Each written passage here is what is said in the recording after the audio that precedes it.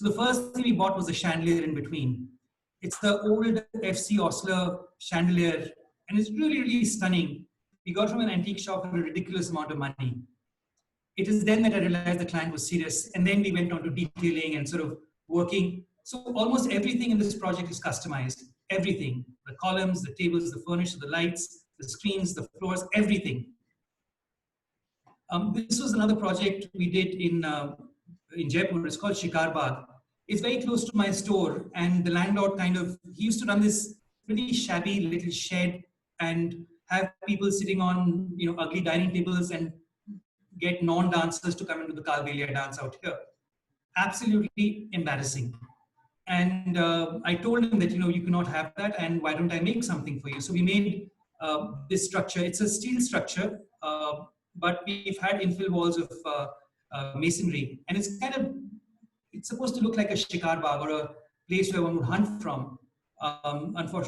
Fortunately, there's no hunting out here. So the nice thing is when you go onto the first floor, you see right across, and even though you're in the middle of the city, you don't see any other high-rise out here. So whenever you guys come here to Jaipur next, let's go out there and hang out. Wisdom, common things. So this is one of our most successful projects. It's called products. It's called the Trinitra. And it just kind of came out when I had a little bowl and I squished it to have the shape. And right before Diwali, and we kind of hung it, and mom said, Ayush, kuch bhi nahi kiya, ghar aisa hi lag raha hai, kuch karo. So I kind of got these bowls and I bent them and I did these things. But it eventually worked very well for us, and it kind of becomes a way where we talk about who we are, as a culture. So this is the idea of the Trinetra, the third eye of Shiva, where the third eye is the one that gives out light.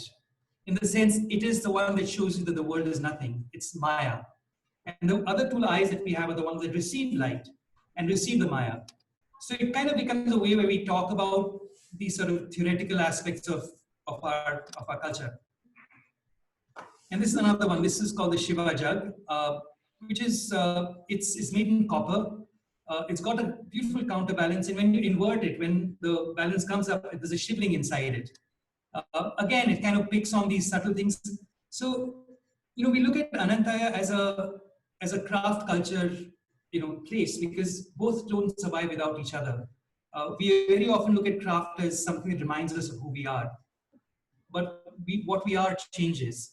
So these products kind of become that thought that what is contemporary culture about and how is it expressed using a timeless process. So if you see those little lines in the glass and the jug, those are wells of silver, and we've left those. Normally people plate them or try and hide them, but these wells are really beautiful and they show the handmade nature of the product.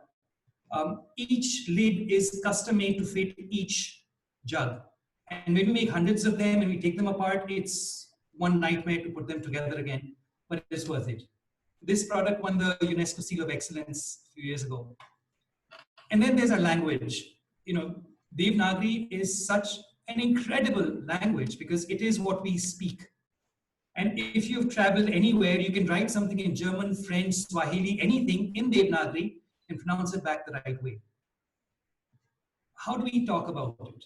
So these are little enamel buttons done with cloisonné technique, which kind of illustrate that. So here, say Yagya, here say Yasmin, here say Yasir. Per say Patang, per say Peter, per say Pamela. It becomes a way of linking with people around the world because we have people from around the world who come to our store. And this, of course, is the project that Amit and I worked on together. So this, Amit, was a very sticky spot for me because I kind of committed and I had to do whatever I had to do to make this happen. By the time we got the final go-ahead, I had 50 days left to finish it in an entirety. And getting to that was also a job because the head of GMR would keep saying that this hand is not okay, this is not okay, that is not okay. My wife wants Apsara hand, she wants long fingers, complete bullshit. And I came to the point where I got about a ton of clay into their office in Delhi and said, I'm going to do it right here. and you have to tell me right now.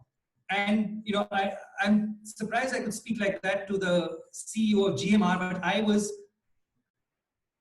up to my, the end of my wits with him. These copper discs were made across. There were, I think, 8 villages where these were being made in, all over UP.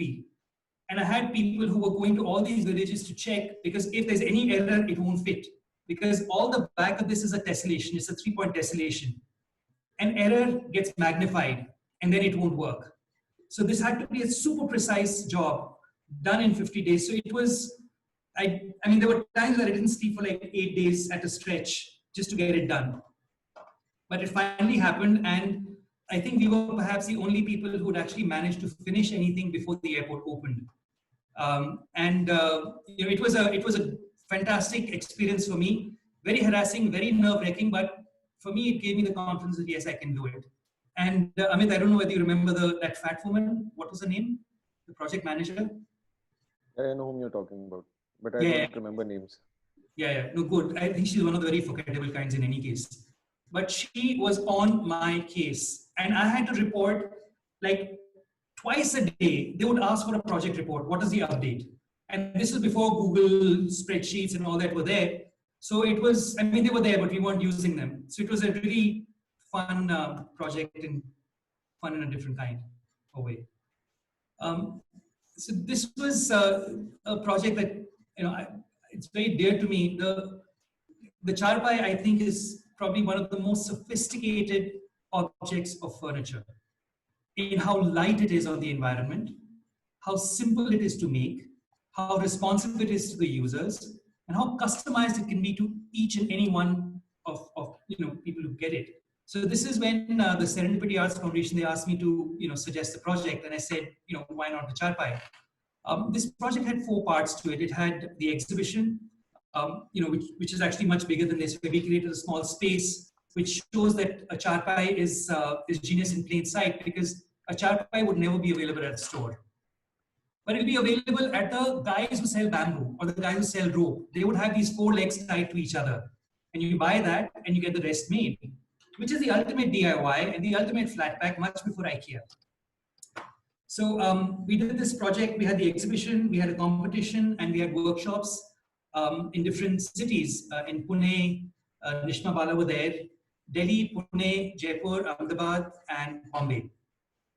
And this was the installation that we made. So this was like imagining a high-rise, but in charpais. And we used scaffolding out here because at that time a lot of construction was happening in Goa also. And we made these. The steps are in in plywood and carpets, but all these other platforms are woven in charpai, and you can sit at multiple levels, go wherever. At the end of it, there was a slide. I don't have the slide photograph, and these are the workshops. This is Punaranji, and the other guy is somewhere out here, and I'm sitting in the back out there. So we had a small frame that we would take from place to place. Within 3 hours, the participants would weave the entire frame and open it up again, because we recycle the frames in the next workshop. So we were kind of traveling from place to place in trains, buses, and moving around. The idea being that weaving a charpai is so simple. And if young students know how to weave it, then they'll probably sort of imagine it further and do things with it.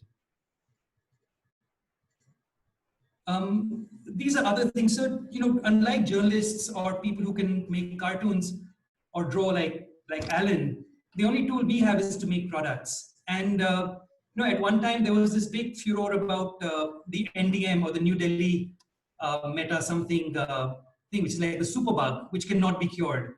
And India raised a huge hue and cry about it. How dare you call it New Delhi bug? And the Lancet magazine withdrew, and all that happened. But we kind of thought that, hey, we have been indiscriminate about using antibiotics. So, why not talk about it? So we call this the NDM1, which is what that used to be called. And these are laser etched copper, sheets, which come together and form the thinnest book light and bookmark ever. So these, when you connect the 2 elements, it lights up. This completes the connection. And these little wings out here, they slot into the book. I think I have an image of that. No, I don't have an image. But they slot into the book, so you can bend it, because copper you can bend it easily. and read. So this entire thing works like a bookmark as well.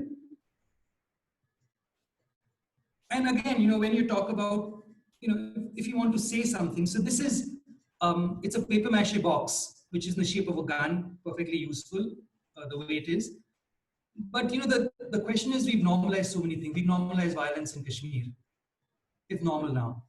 There's so many things that we made normal around us. It's normal to drive around in cars. It's normal to wear clothes. It's normal to talk on Zoom. But the question is, what is normal? And do we want to make it normal? And to start thinking, and can a product evoke that thing? Can we kind of be constantly reflecting on this? So this is we call this the kosher gun box. My wife loves to call it Guns and Roses. Not too happy about that, but yeah. This is another lighter one. So I suppose many of you have heard of Mastram. So Mastram was a 1970s, 1980s porn writer, very famous in Hindi. And the one sign of a living language is the presence of porn. So we designed this pen made of back edge of the horn unfinished. So the back edge has the tip of the horn. And we kind of talk about it. So these are kind of, tricky areas to talk, but, when you don't talk about it, why not? And these come packed in, like I said, these really beautiful, boxes which are made from my offcuts. But it kind of starts the conversation, at least. So that's my wife. And so Gitanji is an architect by training.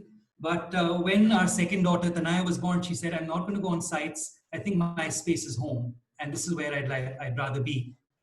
And because of that, we started Anantaya, because for that, Gitanji did not have to go anywhere. She could work from home. And she's really the one who's taken it forward and taken it, all over the world, in exhibitions, in lots of places. And she is my better half by far.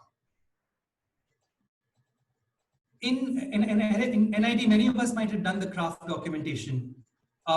Strangely enough, for furniture, it was not mandatory, but I did it nevertheless. There are these patras, these alms bowls that Jain monks use. This was Abdul Khalik, who at that time in 1993 was age 30. He still works with me. We still make new product. We work with him constantly. And that is the one thing that has worked for me, is this relationship that I've had with almost anybody that I've started working with. We continue to work. These are the bowls that he normally makes. This is genius, absolute genius, because every third bowl comes out of the wood, same wood. So the entire set is just made out of 3 blocks of wood.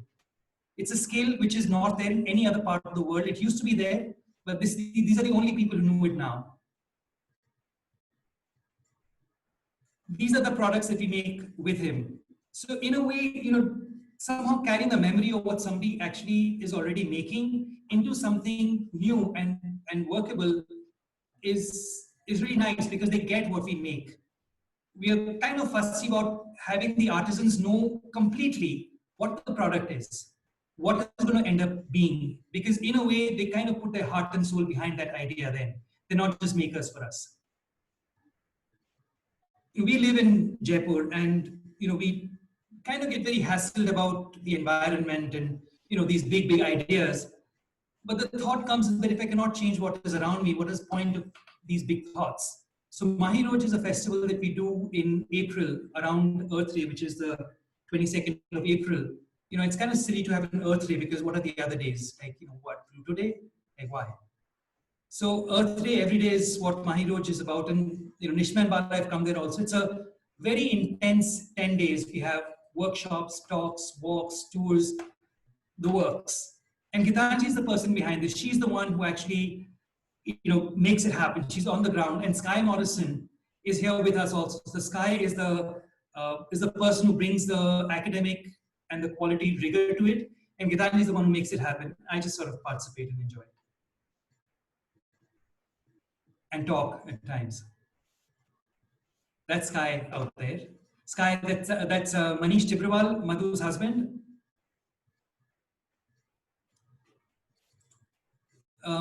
This was, I don't know if I won't share. This is the video. I'll just quickly show it to you. Why is it not working? Oh. Oh.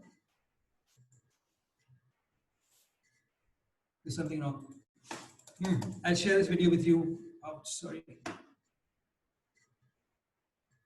Oh, I'm sharing again. Oh, I'll share the video of this with you shortly. Again. In 2018, I was asked by Messe Frankfurt to create the India Pavilion, which basically is all the exhibitors from India. They put their products out there, and they show it, and it kind of becomes the partner country. When I looked at all the products that the Indian exporters have, it was sad, really, really sad, and not really a story that we can talk about. I mean, how many Muradabadi pieces can you put out there? So we kind of twisted the idea and said, well, let's call it Handmake in India and talk about what it is. Because unlike other countries, craft is a whole ecosystem out here. We have teaching, we have students, we have industry, we have so many things around it. The idea was to create a pavilion which kind of reflected not the act of showing, but the act of discovery. So as you meandered through, and Sajid, you were there, right? Yeah, we met. I came to the stall. Yeah. And this is kind of what it looked like. We had the challenge of having to set up 1,600 square feet of exhibition space in 3 days. And we designed the structure, we made it in India, and everything was coded, labeled, numbered, and it was put up by the Germans out there. It was an interesting experience as well. The thing is, the government of India was absolutely unhelpful for this, which is really, really sad. This is what it looked like on the inside, and we did not have a circulation route. It was like people could meander through it. There was one section on the craft ecosystem in the enterprise section, and the other was a product section. This was a little earlier, where we were trying to work with the government of Rajasthan on how to protect what is handmade. And we put together a set of what constitutes handmade, put together some codes, and we figured out that the only way we could actually protect it and not trademark it, but put a mark on it, the misuse of which could be penalized. So the protection was to be done by the government. It did not get too far because it was a kind of a biggish legal framework, and the government changed. So the idea was to make something which artisans can use without any payments or whatever. But if anybody is found misusing it, then we can penalize them, because the trademark belongs to the government. Right now it belongs to me, but that was the idea. And this was part of an event called the Rajasthan Heritage Week, which was done by Prasad Vidappa. So this huge structure is also made by the Tazi guys. It's about 25 feet across and about 18 feet tall. It's all made in bamboo. The entire exhibition was set up on shoestring budget. So we were just using things that the event guys already had. There were parts where things were sold. There was a whole marketplace that was set up. This was the stage that we also created. So the idea was a step well. So, we've been involved in so many different things, and putting together a set of images that kind of illustrate what we've been doing is difficult. So I just kind of put some out there. Now, very often we are challenged about putting the Indian design brand outside. At one point, I had these exporters who'd come, not exporters, importers in other parts of the country, who'd come and say, you make this for us. Or they pick up a product from my catalog and say, ship it to us. But they not give any design credit. I took a gamble and I told them that if you want to buy my product, which is designed by me, you'll have to use my name. Otherwise, I will not supply it to you. It worked. So, CB2, somebody was talking about CB2. So this is one of the products, and we sell a lot of things to them, and they give credit to me. There are other companies also. So I've been working with this Danish company called Mater, and these bowls are designed. They have sold so many pieces. I designed them and I used to make them earlier, but I don't make them anymore, because if I make this, it'll occupy my entire facility and life, which I don't want. So, once it reached the point where I wasn't learning anything more, I said, get it made somewhere else, just give me royalty. This was another fun project, which was done with a development company, which was looking at, women taxi driver, women driving the auto rickshaw. So the idea was to use the existing chassis, the bare minimum design changes, to make a product that could be driven around by women. So I had to make it very feminine, but feminine in Indian terms. So a Rani pink auto with golden canopies. I think guys might be feel a little awkward driving it, because you make these, you give it to them, and then what happens? The men start driving it. This was meant for tourists who come to Jaipur. So a retractable canopy, because when you walk around the city, you want to see everything around it. Small things, small changes. This is like a quick project, but very satisfying because it's been very successful. We have currently about 47 women drivers who drive these vehicles around. Their average monthly income is close to about 14,000 rupees, which was from zero. So it's a very satisfying project for me. This is what the store in Jaipur looks like. It was, earlier I had my store in the basement of my house, but at some point my mom asked me to move out, that it's not going to work anymore. So we went on to Google satellite view and started seeing which other empty places around. We found this little patch which was barricaded by the owner, and the backside was like a dump yard. So we got it, we cleaned it up, we restored it. The store, this is my store on the left. On the right is a friend's store. So that part we restored for him, and this part we made for ourselves. It's a completely modular building because I pay rent for the land. The building is mine. So if I move out, I take the building with me. Consequently, I get a very low rate rental to pay, even though I'm in the center of town. So this is what it kind of looks like inside. It's really modular. So the entire space can be moved around, changed for exhibitions, at the drop of a hat, and we do that a lot. Now, this is my factory, and these are the bowl tables when we were producing them. We have a staff of about 250 people. They're all employees. We don't work on contract. They all work for me, which is kind of unusual for our sector because people normally give works out on contract. But if I need the quality, I need to have them reporting to me so that if something doesn't work, I say, change it, my cost. And they've all become very, very skilled at what they're doing, highly specialized, but still very general. So we don't have an assembly line. We have small teams of people. Each team is about 8 people. And they kind of work, independently on their own. And they are responsible from the beginning to the end of the product. So if anything goes wrong, it's the team that has to take care of it. This is my old factory, and I'll show you the new factory's images soon. When I got this from the bank, I bought it at like a firehouse sale kind of a thing. This used to be a mineral water plant. So I bought the mineral water plant. I kept selling the machines and kept getting my machines in. So I bought the plant with the machines. It was complete. So I'd sell off their machines and then make space for mine. These are all the people this is the team of about 8-9 years ago. And most of these guys are still with me. So the guy in front, the guy who looks like a kid, he was my first employee. Lakshmi Narayan, the guy next to him was Radhesham. He was my second employee. So these guys have been with me for so long, and they kind of, you tell them this and they understand it. So it's really nice to work with people, who kind of get it. These are some of the products that AKFD makes. Very simple, modern, clean, very functional, but also smart for shipping because these chairs become half, the legs go inside the top. And there's a whole chain that has been set up, which is the product, the making, the shipping, the packing, the testing, everything. So one by one, we learned and we set a process in place. So these are other products. So what you see at the end is a float, we call it the float shelf. And because of what it can expand or contract to fit any space. It can turn around corners. So and it's all flat pack. So it becomes really flexible for use. This is what my store looked like. It's in front of my factory. This part I bought about 5 years ago.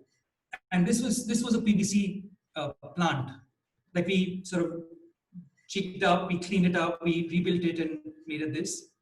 This is what it looked like inside.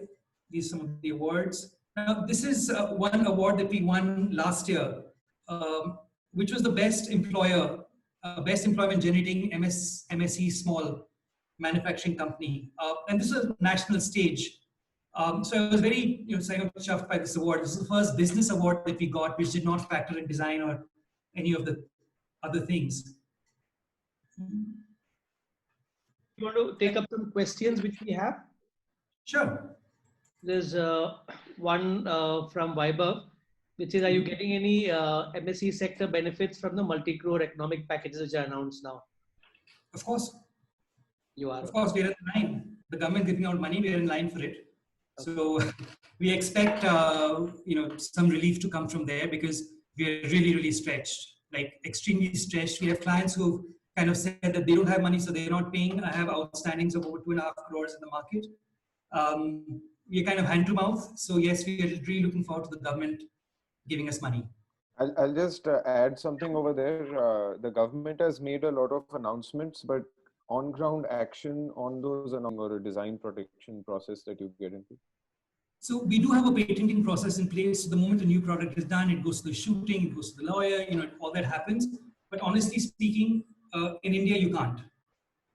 And what we try and do is we work in the reverse, make products that anybody will sweat before they can copy. So, fortunately in Anantaya, even though these are completely handcrafted products, people can theoretically make it easily, but we hit a quality level that people would really shudder trying to achieve.